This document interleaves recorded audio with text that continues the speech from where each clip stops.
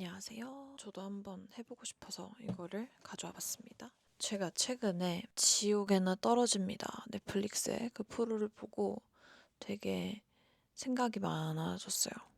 아니다, 생각이 많아진 게 아니라 하루키가 생각이 났어요.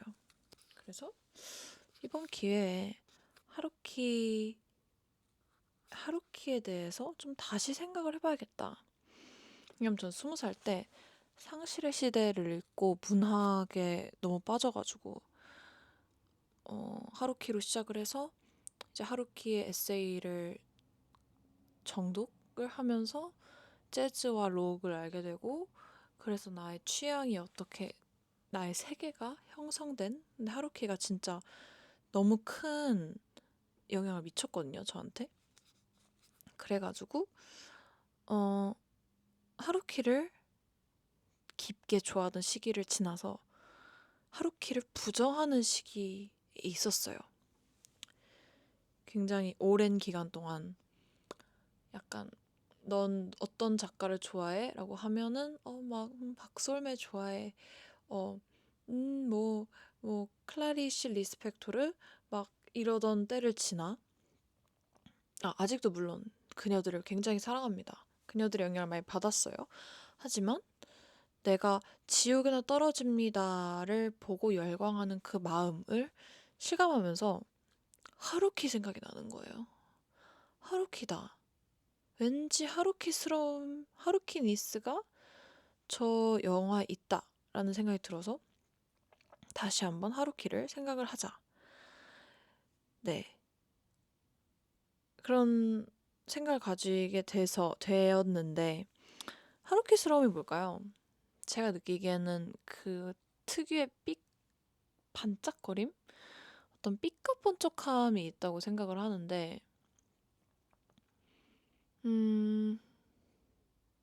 네.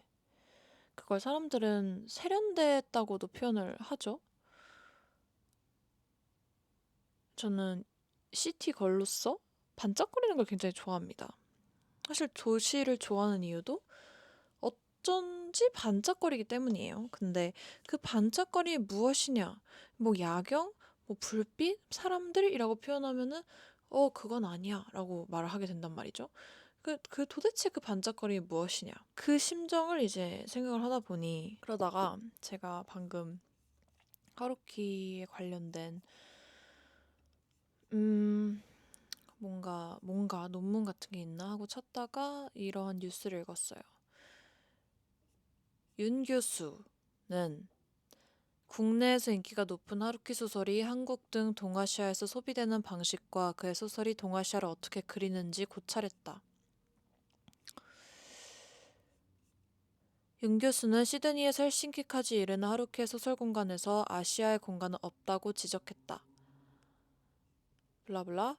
윤 교수는 염려되는 것은 하루키의 문학과 아시아를 잇는 것은 현재로서는 오로지 시장뿐이라는 사실이라며, 아시아가 결여되어 있는 하루키 월드에 열광하는 동아시아 문화권의 독자들과 하루키 사이에는 어떤 영혼의 왕래가 이루어지고 있는 걸까? 라고 묻고 싶어진다 라고 밝혔다. 그는 어쩌면 아시아라는 시간이나 공간으로의 이정표를 찾아볼 수 없는 길로 이루어진 동아시아 문화권이란 탈아의 연대라고 하는 모순어법 속에서만 성립할 수 있는 허상일지도 모르겠다고 분석했다. 또 하루키 소설이 서울이나 상하이에서 유행하면서 아시아의 독자들은 소설에 자주 나오는 재즈를 비롯해 야나체크와 같이 평소에는 익숙치 않은 클래식 음악까지 접하게 됐다면서, 아시아의 독자들은 하루키 소설의 일본에 관한 정보나 지식보다도 미국을 비롯한 서양적인 문화나 습관과 만나는 것을 별로 불만으로 여기지 않는 듯하다고 분석했다. 한마디로 역사로서의 아시아도 사상으로서의 아시아도 하물며 단순한 공간으로서의 아시아도 하루키 소설에는 결여되어 있다. 라고 2014년에 쓰셨어요. 네. 근데 저 너무 공감을 했던 게, 하루키의 상실의 시대, 특히 저는 배경이 일본인이기 때문에 그들의 우울이 더 반짝거리게 느껴졌다는 사실을 부정할 수가 없는 거예요. 근데 동시에 나의 우울까지 반짝거리게 만들어주는 거죠. 하루키가 그리는 그 청춘의 풍경이. 그래서 뭔가 잠기는 느낌? 우울의 풍경에. 근데 저는 상실의 시대가 상실의 시대라고 번역된, 그러니까 원문 그대로 노르웨이의 숲이라고 번역이 안 되고 상실의 시대라고 번역된 것도 되게 큰, 음, 책이 많이 팔리는데 큰 역할을 했다고 생각하는데, 제가 최근에 넷플릭스의 지옥에나 떨어집니다를 보면서 느꼈던 그 광휘. 어쩐지 저 세계에 들어보고 싶은 열망. 그게 하루키 리스와 너무 닮아 있더라고요. 그들의 우울의 풍경에 내가 들어가고 싶은 거죠. 왜일까요? 난 나의 우울과 나의 슬픔과 기쁨도 누려야 되는데, 뭐 그것이 바로 문학이겠습니다만, 왠지 일본의 그 컨텐츠, 일본의 시대적 배경, 일본의 80년대, 90년대를 보면서 은은하게 열광하게 되는 느낌이, 저로서는, 토종 한국인인 저로서는 왠지 불편함을 느껴서 이걸 고찰까진 아니지만 한번 말을 해보자 라는 생각이 들었습니다. 그때 이제 제가 꺼내든 책이 몇 개 있어요. 서울의 딴소를 허하라, 다니자키 주니치로의 그늘에 대하여. 이 두 가지 책이 떠올랐는데요. 우선 서울의 딴소를 허하라, 이거는 제가 다 읽지는 못했어요. 하지만 저는 모든 책을 다 읽지 않습니다. 웬만큼 제가 완독하는 책은 많지 않아요. 근데 이 책이 그냥 심심할 때 어딘가를 펴서 읽으면 되게 예전 경성, 1920년대 경성 신문을 읽는 것 같은 재미가 있어요. 실제로 많이 그 수록이 되어 있고, 그 당시의 신문들이 처음에는 이제 모더니즘, 현대 이런 단어들이 많이 나오는데, 예를 들면 서양에 대한 우리의 오해는 동양에 대한 서양의 오해만큼이나 뿌리 깊다. 서양은 동양의 반대편에 있는 국가들이 아니다. 서양은 특정한 역사적 시기에 발전된 결과이며 산업화 도시와 자본주의화된 현대적인 사회를 지칭하는 말이다. 따라서 서양은 동시대적이며 전 세계적으로 보편적인 사회 현상을 일컫는 하나의 개념이다. 그렇게 본다면 현대화는 곧 서구화라는 등치가 가능해진다. 그러면서 우리에게 현대란 무엇인가? 라는 질문을 던집니다. 저는 이렇게 질문을 던지면서 시작되는 책을 대체로 좋아해요. 그러나 오늘날 우리의 모습에서 발견할 수 있듯이 한꺼풀을 벗겨보면 동양과 과거와 자연은 재빨리 버려야 할 반현대적인 패러다임이었다. 새로운 모든 것, 덧붙여 서양적인 모든 것은 옳은 것, 찬양할 것, 뒤따라야 할 것이 되었으며 그 자체로 현대 문화가 되었다.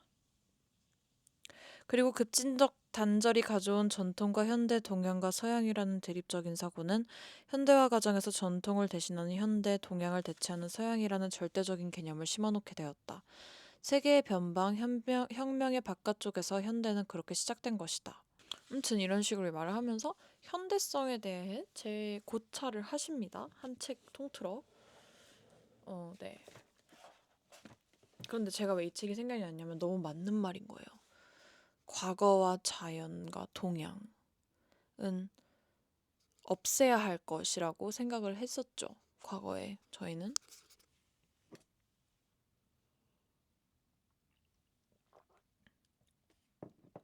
그 마음이 의식적으로 생각하지 않았더라도 그 마음이 왠지 시티걸이 아니면 안 된다 라는 그런 생각을 심어주었죠. 저에게. 사실 저는 시티걸이 아니었던 적도 없습니다. 그래서 시티걸이 아닌 삶을 알지 못해요. 하지만 추방되고 싶지 않다는 감각도 굉장히 강하죠. 음. 근데 그 감각은, 그러니까 시티걸로서의 감각은 사실 음, 내 주위에서 항상 재밌는 일이 일어나고 있어 와도 가까운 것 같아요. 그러니까 실제로 내가 재밌게 사는 것과 시티걸로서의 감각은 좀 별개인 거죠.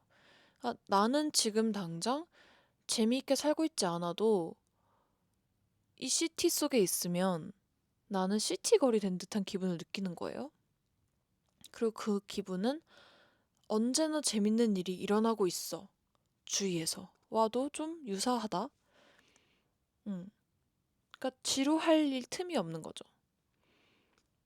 그것이 시티걸의 본질이 아닌가라는 생각을 조금 해보았고요. 네, 저는 섹스앤더시티를 굉장히 좋아합니다. 참고로. 음, 근데 이 과거, 동양, 자연을 음, 배제하고 시작을 한다면 그러면 반짝거림이 남는 것이겠죠. 그래서 시티팝, 뭔가 우울의 풍경, 그 속에서 춤을 추는 그런 댄스. 참고로 하루키의 처음 소설이 아니지만 하루키의 첫 장편 소설의 제목일 겁니다. 댄스 같은 분위기와 감각이 시티걸들에게 있는 것이죠. 네. 근데 저는 이 책을 읽고 20살 때 정말 너무 기분이 좋았습니다. 예를 들면 이 책은 한마디로 서양이 미개하다. 동양의 것을 봐라. 일본의 것을 봐라. 서양 얼마나 미개하느냐를 이제 그늘에 대하여라고 멋있게 쓴 소설이 아니지.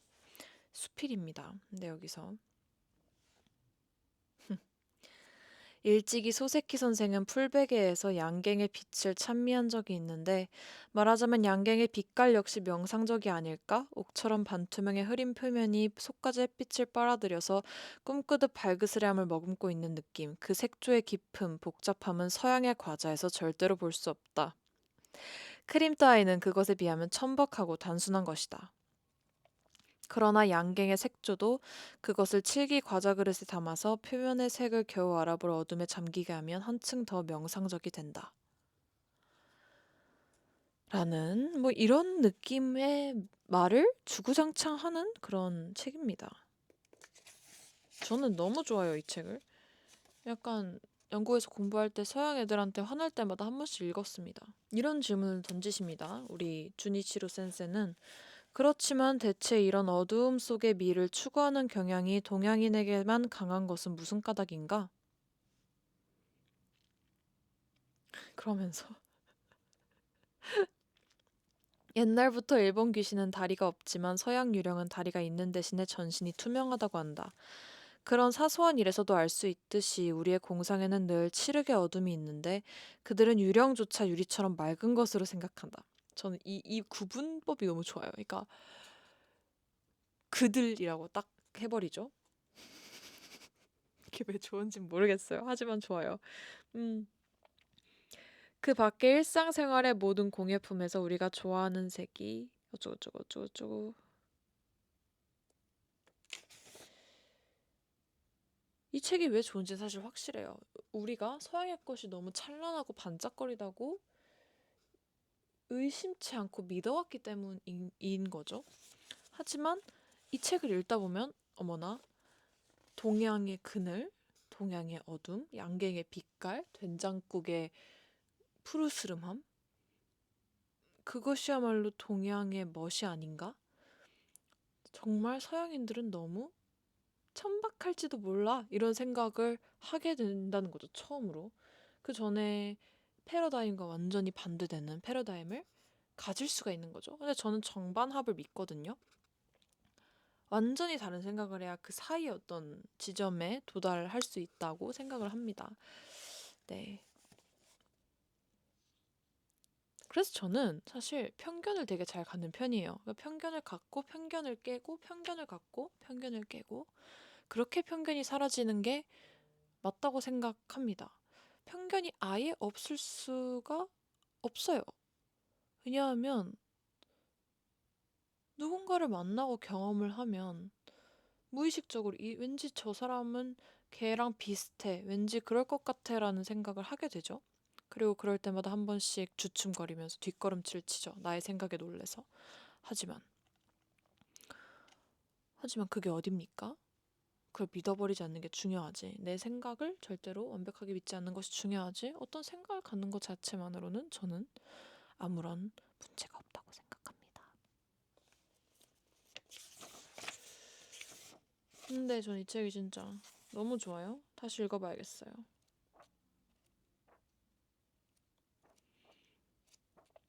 제가 이런 영상을 만든 이유는 사실 뭔가 그때그때 그런 상념들이 있잖아요. 느낌이랑.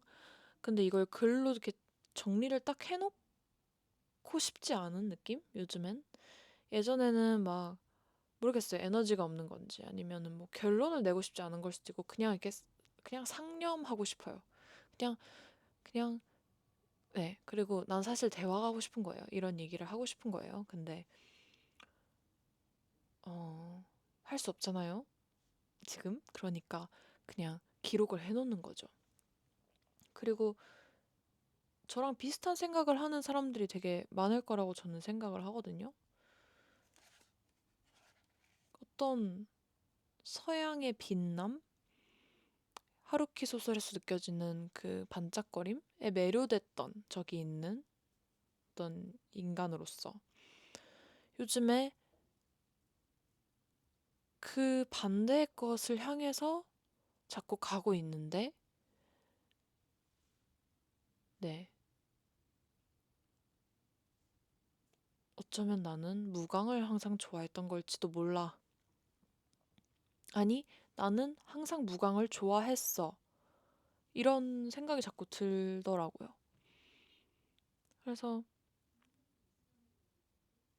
내 주변에 있는 것들을 조금 더 깊게 보고 사랑하고 있어요.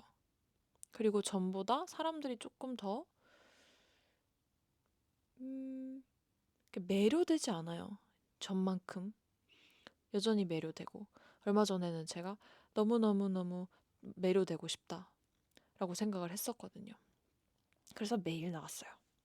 뭐, 딱히 누굴 만나러 나간 건 아니고, 그냥 누가 부르면 갔어요.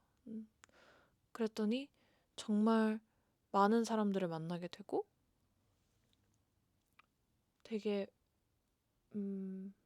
매료가 될 만한 사건들도 생기고 하지만 매료 그러니까 전만큼 반짝거리지 않는 것에 반짝거리는 것에 끌리지 않는 것 같아요. 저는 그 사실을 느끼고 굉장히 안도했습니다.